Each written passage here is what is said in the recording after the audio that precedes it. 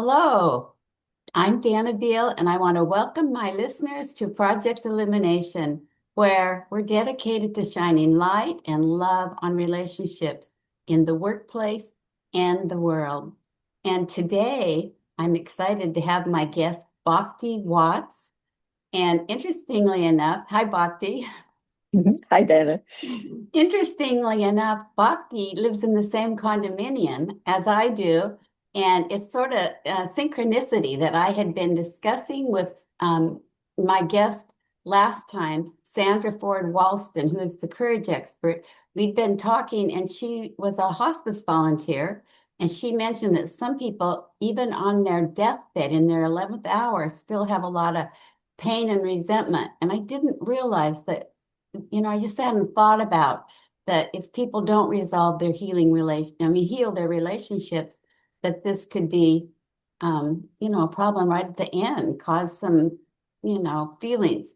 So I ran into Bhakti, and I knew that Bhakti works with, she's a death doula or end of life doula. And so I asked if she'd do this, and she agreed. So let me tell you a little bit about Bhakti, and then we'll have some. I mean, I Bhakti, I have a lot of questions because Okay, good. yeah, No I mean, problem. as I think about it, all these Mhm, things come to my mind because um, the only person I've been with when they actually died was my mother, and she went very mhm, gracefully, and there wasn't. She was sad to leave us, to leave mhm, 6 children, but she didn't have anything else going on. But I want to know more about the death process because, like you mhm. say, part of life. Yes. So Bhakti lives in Rainier Beach, which is in Seattle. She's been practicing as an end-of-life doula in Seattle since 2019, although she has a lot more experience. She works with people at end of life and their families, offering caregiver support, Reiki, and let's talk more about that too, quality of life support, end-of-life planning, legacy work, vigils, and celebrations of life. And she works closely with hospice, and that's what my other guest did. She'd worked as a volunteer for hospice, so that's quite an Mhm, experience. She also supports people who choose the various forms of death with dignity. mhm. So welcome, Bhakti. Thank you, Dana. I'm happy to be here. Oh, I'm so glad you're here. Well, I wanted you to explain a little bit more about the work that you do and how do people they call you and ask you to come and just tell us a little bit more about how you do your work Um, you mean, well, I can just, or the yeah, process. Tell us about the process when someone you're working with someone. okay.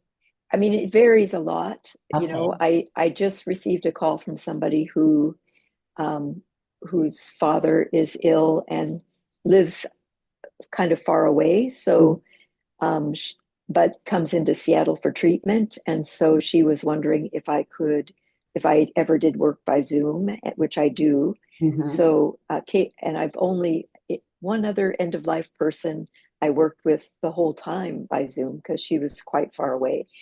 But then after she died, I went to visit her daughter, which was really lovely because I got to see the chair that her mom had always been sitting in when I was Oh, talking with her. And it was just really, it was very touching. And her daughter shared with me the details of her mom's death, which was, I think, good for her and really good for me too, because I was far away and yeah. I wasn't actually there, but I felt like I knew her mom so well. Mm. And so one of the projects that her mom and I had worked on were letters to her grandchildren and uh, grandchildren and great grandchildren. Mm. So she wanted to do this, write letters to them, but she didn't feel up for it. Mhm. So I said, well, just tell me the stories. Tell me what you would like to say in the letters, and I'll put the letters together for you. Oh, So we did that. But then what happened? You never know what's going to happen. And so then what happened is she people kept coming to visit her before she died. So she was able to tell them all the stuff that we had Oh, come up with for the letters, and she oh, didn't need to send the letters anymore. But it was a good way to kind of gather her thoughts and just be ready for that. yes. So, and then um, two of my current clients are on hospice. So one just went on to hospice, and the hospice nurse said, "Oh, I'm so glad that there's a death doula with you," because he said, "I really love working with people who have been doing, who are end of life doulas or death doulas." Uh-huh. And and so that person I've been seeing, well, both of these people I'm going to talk about, I've been seeing for about 2 years. Hmm. And so sometimes we start working on quality of life. They might have a diagnosis and they have quite a bit of time left, as far as we know. We never can be sure, but we think they have quite a bit of time left. Hmm. So we talk about gives their life meaning, what lights them up. And Hmm. and when I first start seeing them, maybe they're still able to have those things in their life. But Hmm. then as their abilities diminish, they're less able to participate in life in the ways that they enjoy.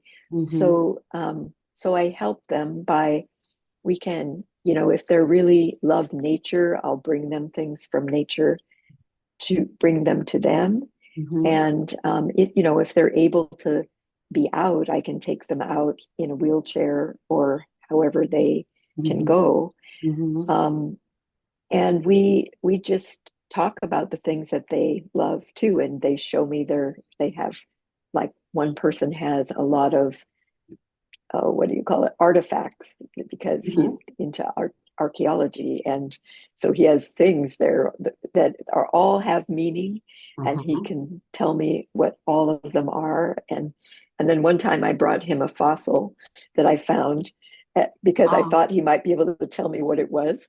So I showed it to him and I said, what do you think it is? And he said, a fossil. But we have just we have lovely conversations.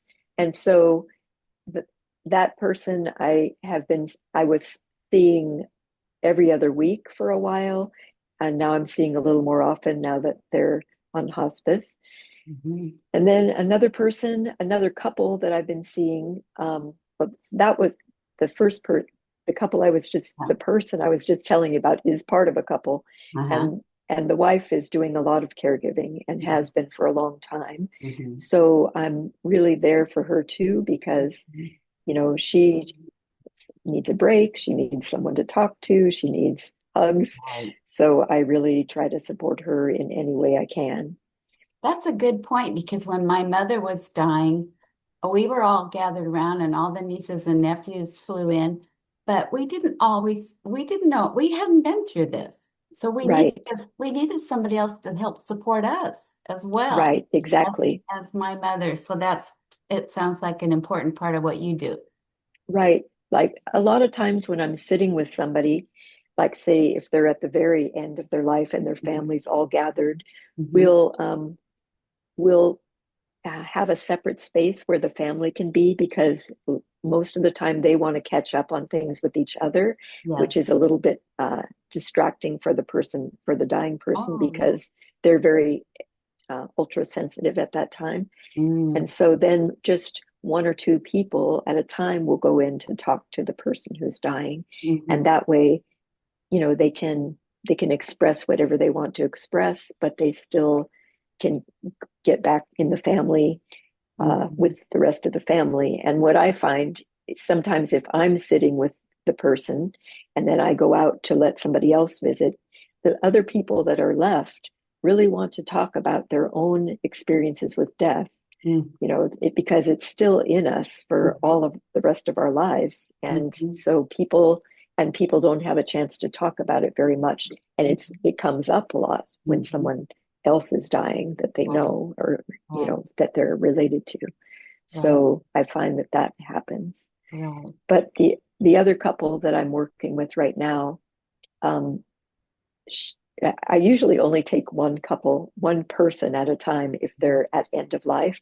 But Mhm. I've had both of these couples for about 2 years. Wow, that, So now each couple has someone that's getting close to the end. yeah. So the wife of the couple that I'm talking about now is has dementia, and she has gone into memory care, which Mhm. and she is on hospice. She just got on hospice maybe a month or two ago. Mhm. And then so when I go there, it's really interesting because I'm visiting her husband for quite a bit of the time because he has not lived alone. They've been married for over 50 years, and he hasn't lived alone, maybe since he was in college, and then he had roommates. Yes. So all of a sudden he's by himself in the house. And so it's good to let him talk about how that is for him and to be there to encourage him to, you know, see other people. I've tried to get him to do things Right. because he's able. And so can he go, to certain events that they have? He's in senior independent living. Mhm. So they have different things that they can go to. And so I try to encourage him to go to those. And then we go visit his wife every Mhm. time when I come. And and it's interesting because he's been having more problems with his memory, but uh, so when we would visit his wife in the beginning, he after she moved into memory care, he was a little bit put off by the fact that he couldn't understand her all the time, and he had a hard time hearing what she was saying because her voice was low, Mhm. and so.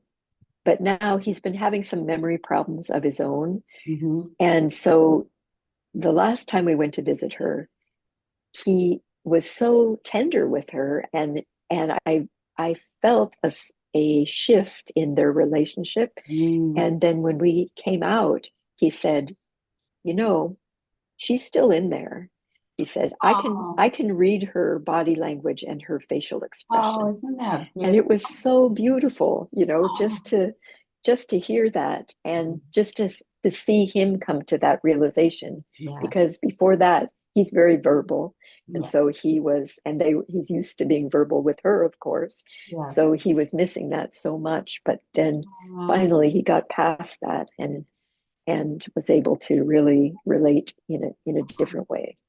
Well, it sounds like he reached a realization that he didn't have before. Do you see that happen very often? Where people have, over the years that you've been doing this, that they have realizations or they have some kind of healing, or do you ever facilitate that with their family members? Yes, I one person one person that I was visiting, she was a person who was doing death with dignity. She had decided to quit having treatment Mhm. because it was not working very well anymore, and Mhm. she was going to have death with dignity. But her family was was not happy about that decision Mm. because they wanted her to stay with them, He didn't want to and let go. they didn't want to let go, right? And so she asked me, "Can we have a family meeting?" And it was kind of last minute, I was already there. I was like, sure.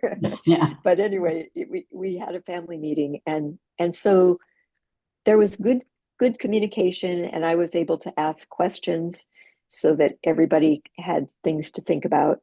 And so they still, they didn't totally come together at that meeting. But then in a few weeks, we had another family meeting, and there was a lot more, the conversation was really poignant Mhm. because the person who was dying was trying to be so strong, and and the family felt like they didn't know how they could support her because she seemed to have it all together. Yes. And then finally at that second meeting, she said, you know I need you all Oh, to help me go through this. And so that was her realization, and that oh, opened them up to where they could really support her in the way that they, have a richer relationship for the rest of the time. Well, that's beautiful. So in a way, she was finally took down her wall enough Right, to authentically tell them how she was feeling and what she right, needed, because she needed their support. Because right. parents Yeah, have a hard because time. sometimes the wall is to protect the family, Right. but it keeps them out too, Yes, keeps them apart. exactly. Well, I'm sort of curious, what brought you to do this? Do you have a personal story, or just as a caregiver, you just saw it, or how did this happen? Well, I was doing in-home care for seniors for a long time. Okay. I I decided I had graduated from college and I had worked at some nonprofits.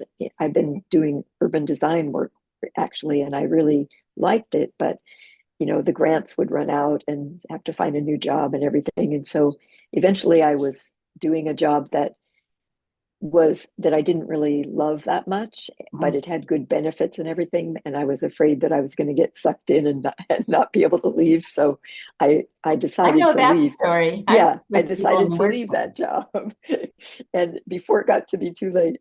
And so then I just kind of took some time off to really explore what I wanted to do next. And I wanted to do something with more heart. I knew that.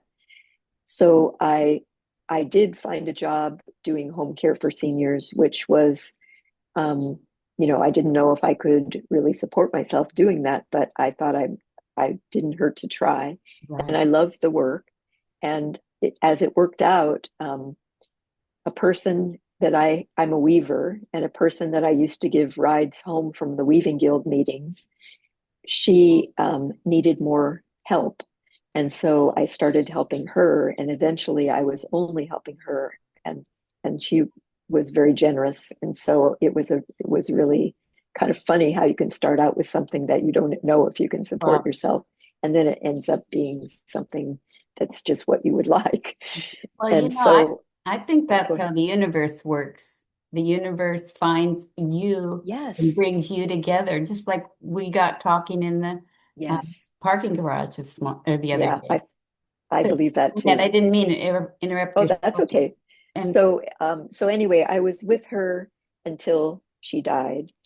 And by that time, I knew her family really well and everything. And so, um, I'll just tell you a little story about her death because it was really a beautiful one.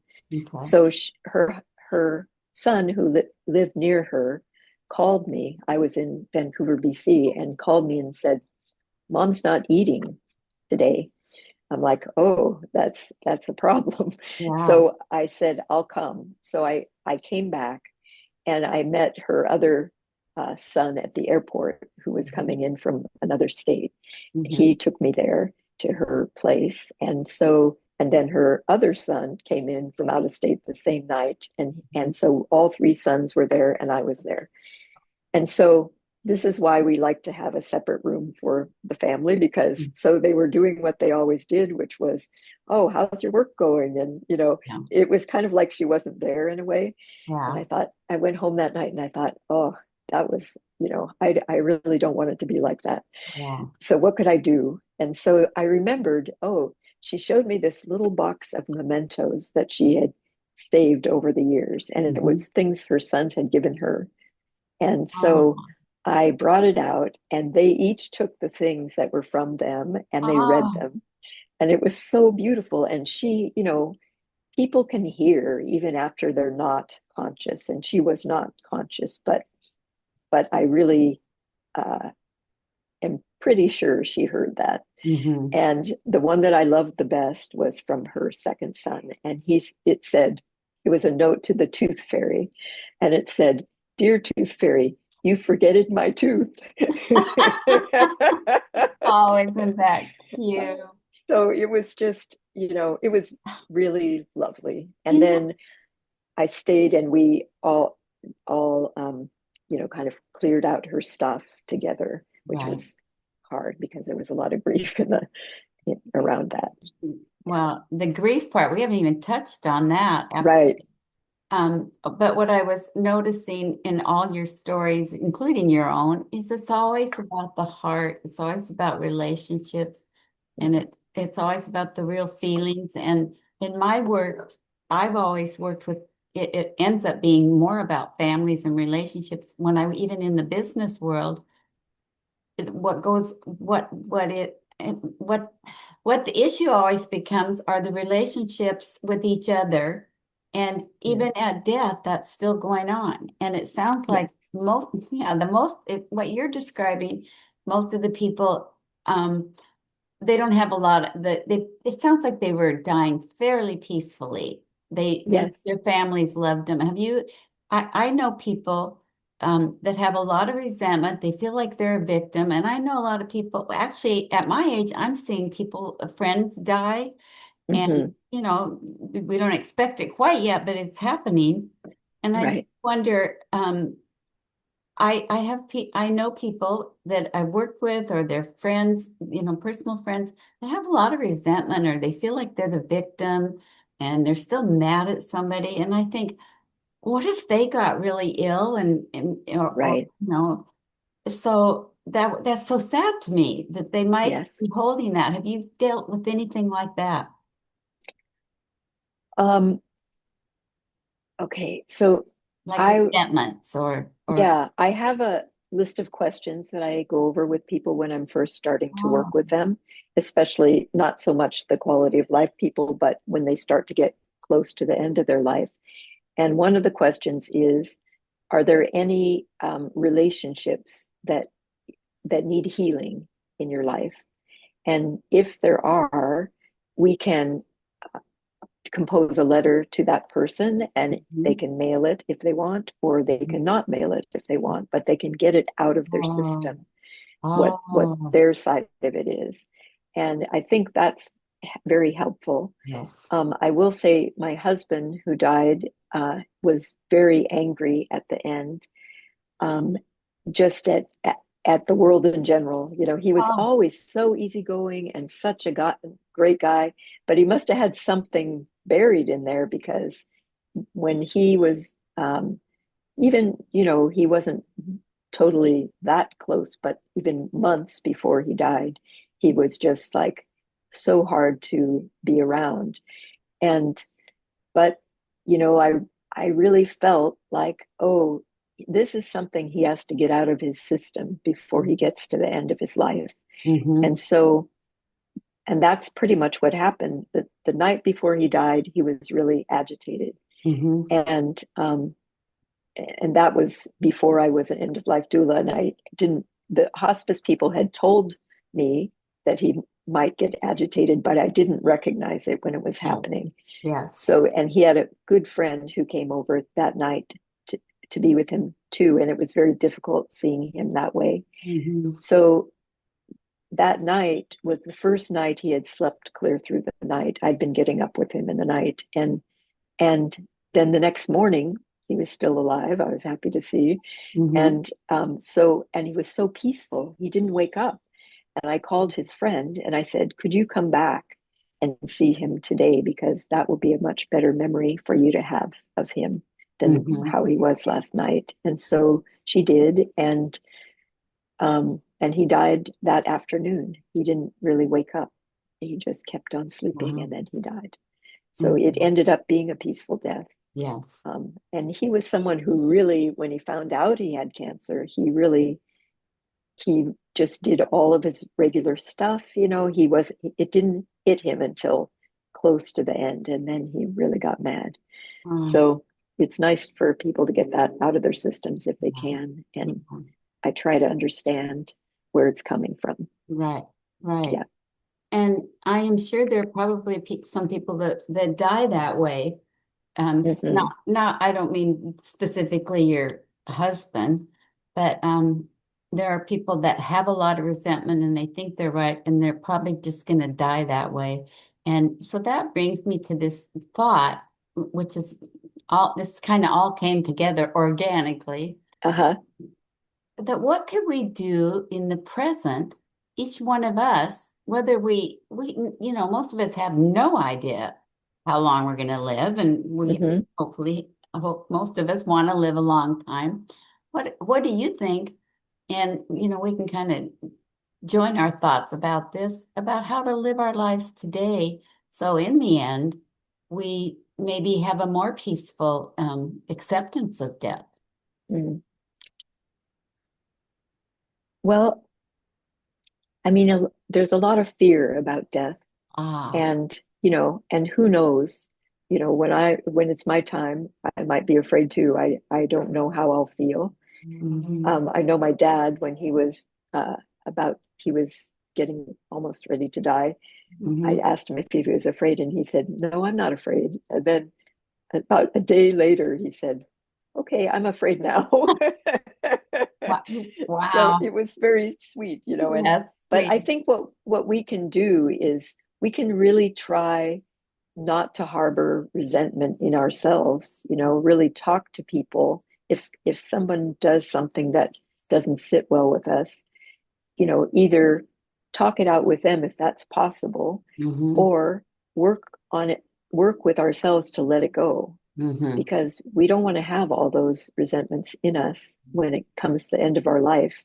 We uh, and also do the things that we really are inspired to do.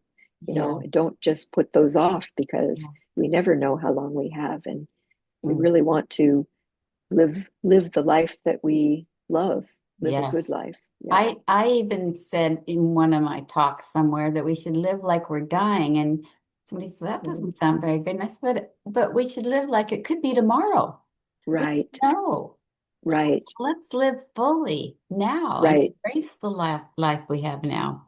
I'm Right. very Live with that spiritual. awareness. Yeah, Yeah. I'm very spiritual, and well, so are you. You do Reiki, Hmm. and I Hmm. believe that we have an energy force. Not believe, I know we have an energy force, Right. and that when we're in the present, and when we can live more in the present, but with the knowledge that we are, having the opportunity to really do what we want to do right now, as much as we can, and so, tell me a little bit about how Reiki works, and does that help people do you work with Reiki at all with people that, um, even before they're dying? Is that part of the Hmm. process? Okay, tell us a little. Yes. And So people may not know originally, what Reiki is, so tell. okay. So Reiki is energy healing, and it's hands-on, but it's very gentle. And so at end of life, people often are too sensitive for massage. Mhm. And so Reiki is a nice way to channel energy toward them that will be not overwhelming, because Mhm. Reiki just flows, it kind of flows to where it's needed, and it also flows in the amount that's needed. Oh, So it's a beautiful treatment. I mean, I have to say. And so I do use it with people at end of life, but I also have a practice space in Wallingford. And so okay. Tuesdays, Thursdays, and Saturdays I'm there, and treat anyone who wants to come. Yeah, what kind of people, um, is that all ages? Different people come to Reiki for different reasons, or is it more related to whatever? Yeah, all ages for Okay. sure. I mean, I haven't really treated any kids, Yeah. but all adult ages, Uh-huh. different people come, and it helps people relax. I think that's why it's really good Oh, at end of life, but also for the rest of us who have stresses in our life. yeah. And then people tell me they sleep a lot better after they have a Reiki treatment too. So Yeah. kind of that's related to the stress reduction, I think. Yeah. So it's definitely beneficial. And Mhm. when I get a treatment and it's finished, I'm just kind of like in a little bit of a daze for a little Yeah. while. It really lingers Yeah. when you finish. When you're in with somebody, and obviously you've seen people die, do you get a sense of the energy leaving their bodies, or the family, or how does that work in your experience? Well, what I'm impressed with, I do get a sense of the energy leaving their bodies, and the thing that makes me not fear death Hmm. is that when the energy leaves their bodies, they their faces are so beautiful and just kind of relaxed, and and pure, you know. Mhm. And I think so it makes me feel like, oh, this is something, it's not to be feared, you know, because it's very natural. And, Mhm. you know, of course, when our body starts to shut down, we freak out a little bit. And so Right, that's that terminal agitation that we were talking about.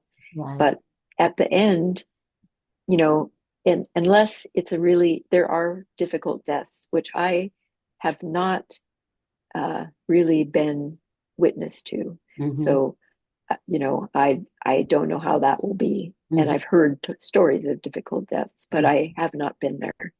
So, but but most people by that time, you know, they're relaxed, Mhm. they're kind of in a unconscious state, and then they just take their last breath. You can really listen to their breathing and Mhm. tell when they're getting close because their breathing totally changes, Mhm. and they'll take a breath and then they won't breathe for a while, and then Mhm. they, Mhm. and so Well, it's that, and breath is yeah, life. We know breath is yes, life. right, So yeah, it yes, changes. Well, I had a year and a half ago, one of my very, very best friends die. And mm-hmm, actually, she first went into a coma. And mm-hmm, they called me because I was her executor, etc. And I flew down there, and it was, I was obviously heartbroken to see this mm-hmm, because they said she wasn't going to recover. But when I got to the hospital, just like you're describing, she a peacefulness had come over her that I hadn't mm-hmm, seen because I had just been with her the month before when she came up here. She died in Puerto Vallarta and uh-huh, came up here in December, and then in January she died. And mm-hmm, so when you're describing that peacefulness, it gave me some relief. Because she was in a coma, it took a little while before she left, but we felt that she was very much with us, even though the mm-hmm, doctor said, she's not.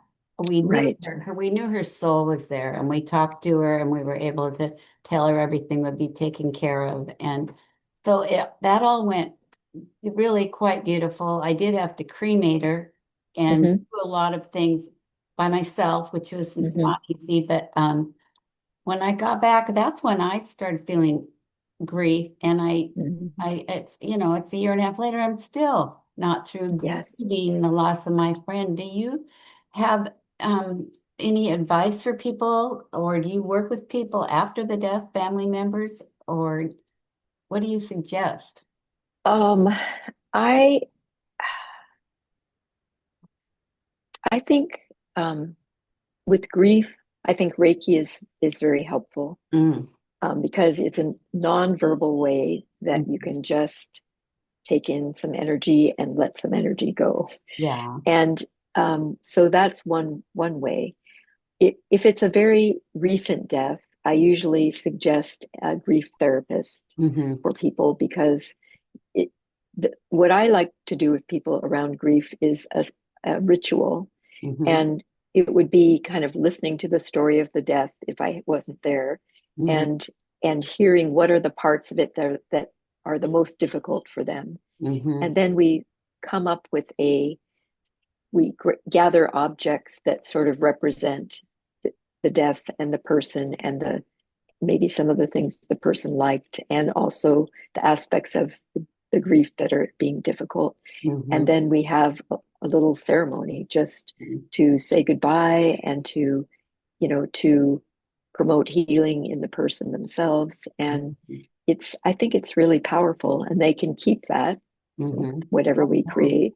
And, you know, it's a reminder of the person, but also maybe some of the unfinished business, you know, is in that thing that we create, and it gets out of the person's body a little bit. That sounds like a really good process. What I Mm-hmm. realized when my mom died, is that when someone dies, they peacefully go to the other side. They become part of the universal, um, other side is the only word I can Right. use because we don't know exactly what it is. But the pain is with those that are left behind because That's right. we have the loss. And Right. so, in my case, fortunately, I have some good therapeutic friends that helped me go through some of that in the past year Good. now. But I still feel the loss, and Sure. that's normal, I guess. But Yes, it is. I just I know that we all are dealing with the loss of different people in our lives. That's just part of life. Hmm. And I actually have another very good friend whose husband recently died, and I'm driving up to, I and another sorority sister are driving to his memorial. And, um, I hope that I can be a support to her. I know that we are a support to just be there. But, Right. a 50-year marriage and he died suddenly. So, Right. the more we live, the more we're going to be around and be involved with people that we love that are losing loved ones. So Right. this topic is just so vast. There could be so many Hmm. more things to ask you about. Um, I I wanted to make sure everybody knows how to get a hold of you. And could you tell them what your website is?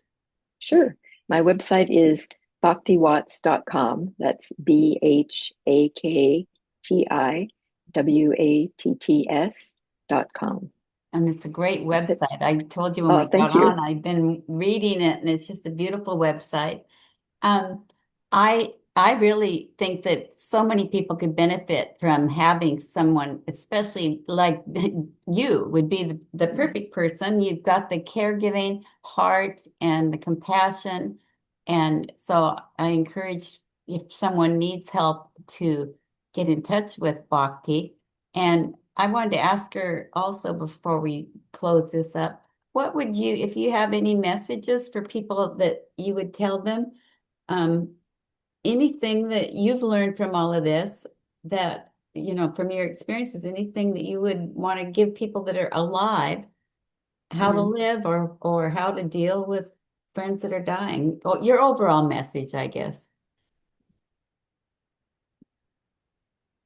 Well, I guess what one thing that came to mind when you were talking about going to the memorial for your friend's husband, you know, it's really important to just be with somebody where they are, and you never know where they're going to be at that time. Just like you said, the grief didn't hit you until you came back from Mexico, Yes. and it you never know when it's going to hit you, Mhm. or when it's going to hit her.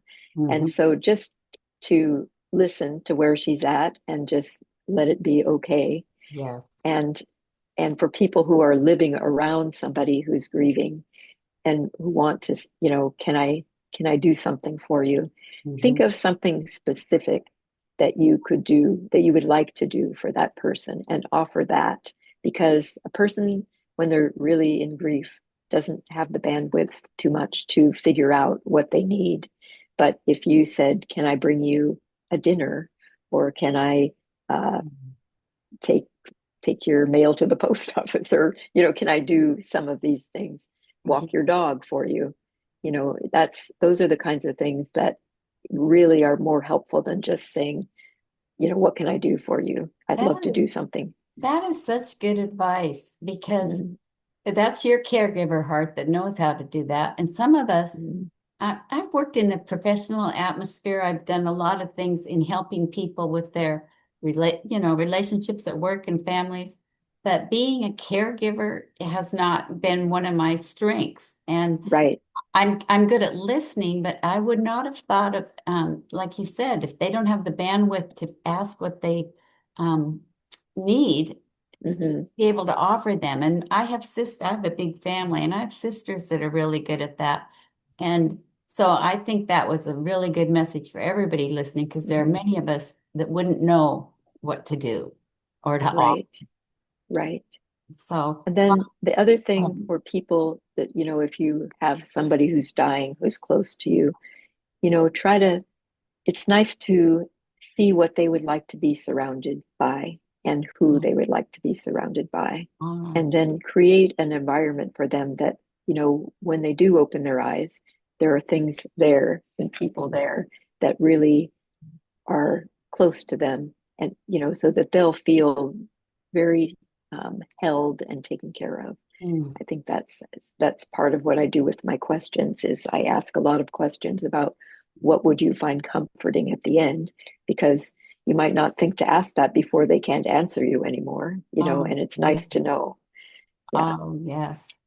Those are wonderful steps and ideas. And I suggest to anyone listening to go to Bhakti's website. I'll put it in the notes underneath this, and they can get a hold of her. And but at the very least, they can read some of the information that you put on your website and your blog, so that it gives people a better understanding of what they can do and help the people, their loved ones that are going through this. So, Yes. Bhakti, thank you so much for coming. Mm. Thank you, Dana. Thanks for having me. It's been Oh, fun. yes, it's been really, Mhm. really fun. So you Uh-huh. and I can talk more because I'll keep saying, Yes, we can. oh, All okay, right. well, thank you so much. All right. Bye-bye. Thank you, Dana. Bye bye.